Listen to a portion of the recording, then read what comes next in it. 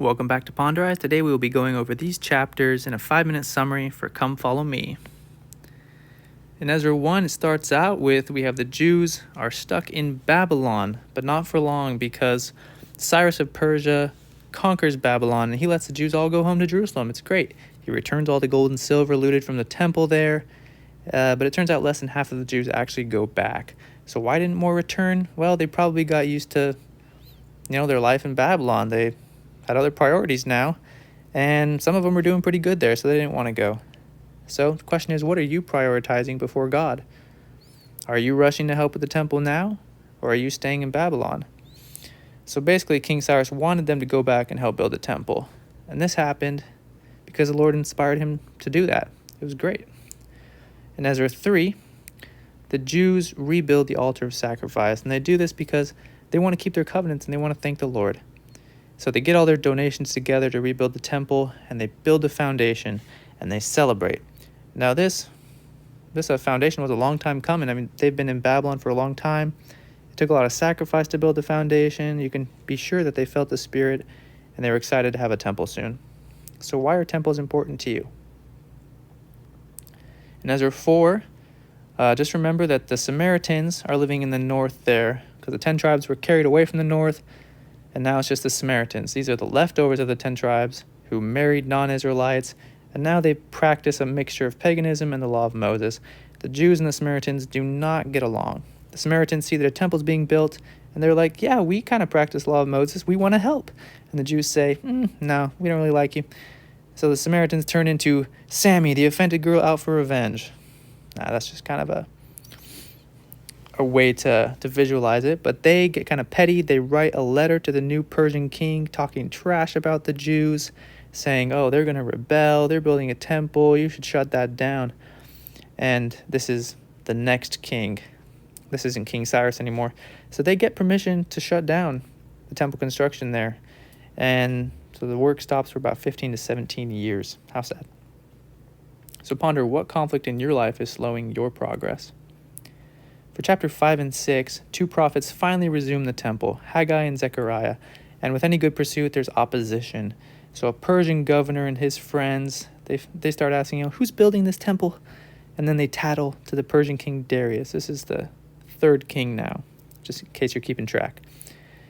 So the Jews ask King Darius to find King Cyrus's command that the temple be built. They're like, hey, a couple kings ago, they told us we could do this. Could you find that permission slip, And King Darius finds it. He lets them build the temple, and we have this time of religious freedom. It's great.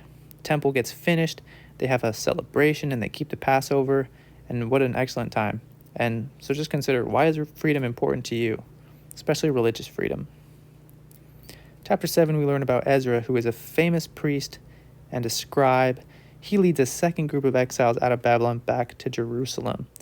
So this isn't the same group that left earlier under King Cyrus to build the temple. This is a second group. King Artaxerxes of Persia funds Ezra and has him organize the judges and scribes of the Jews so that the people there can keep the law and be kind of regulated. So you can imagine Ezra is a great man. He's really smart. He's wise. He has a spirit guiding him. And he's ready to go do his calling and help the people there. Nehemiah 2, we learn that Nehemiah is a trusted cupbearer of Persian King Artaxerxes. So he's like a good buddy who makes sure the king doesn't get poisoned. He's very trusted. The king likes him. One day when he shows up sad, the king notices and he asks him, what's wrong? Nehemiah says he wants to return to rebuild the wall there around Jerusalem. And basically he goes and does that. But Sanballat is a Samaritan governor who doesn't want the wall rebuilt. So he's going to be the opposition here throughout the rest of this time. So Nehemiah is a governor of Judah eventually, and he's rebuilding the wall, and he starts to get mocked by their neighboring enemies like Sanballat. And Nehemiah prays in this circumstance. That's a great lesson. When we're going through opposition, we should pray. But after they hear rumors that they're going to be attacked for rebuilding this wall, they decide to beef up security. They start carrying weapons.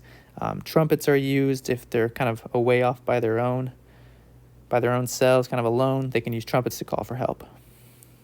Chapter 5, we learn about Nehemiah. He's an honest, hard worker. He pays his own way. He doesn't live off taxes. He gets upset because so many Jews are in debt to other Jews, and they're working as slaves.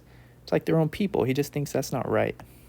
Chapter 6, the opposition tries to stop the wall one last time. They try to get Nehemiah to come down from the wall 5 times so they can mess him up. He just says, nah. So think about it. What does that teach you about resisting temptation? Next, they try to scare him off the wall, saying, somebody's going to try to kill you, you should run. And that doesn't work either. Nehemiah is able to discern the temptation and resist. The wall is finished. Here you can see the opposition saying, come down. And he's like, nah. So they get this wall done.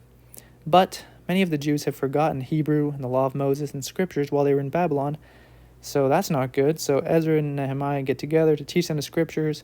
They have to teach some of them in the Babylonian language so that they can learn. All right, this has been a good summary. I hope you're able to learn some and ponder. Have a great week.